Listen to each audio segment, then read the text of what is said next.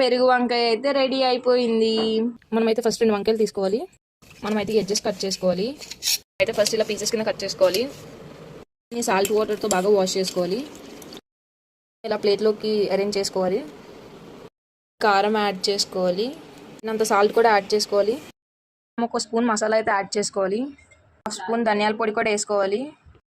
మనం ఇలా అయితే మిక్స్ చేసుకోవాలి. ఆ మసాలా అంతా కూడా ముక్కలకి పట్టినట్టుగా మనం వీటిని 15 to 20 minutes ఇలా పక్కన పెట్టుకోవాలి. మనం పెరుగు అయితే యాడ్ చేసుకోవాలి. మనమైతే దీన్ని ఇలా కలుపుకోవాలి ప్లెయిన్గా వచ్చినంత వరకు. ఈ పెరుగు అనేది చిక్కగా ఉన్నట్టు చూసుకోవాలి. మనమైతే పోపు పెట్టుకొని దాన్ని వేపుకోవాలి. అయితే పెరుగులోకి యాడ్ చేసుకోవాలి. అన్నీ కూడా ప్యాన్ మీద వేసుకొని ఫ్రై చేసుకోవాలి. ప్యాన్ మీద ఇలా అయితే అరేంజ్ చేసుకోవాలి.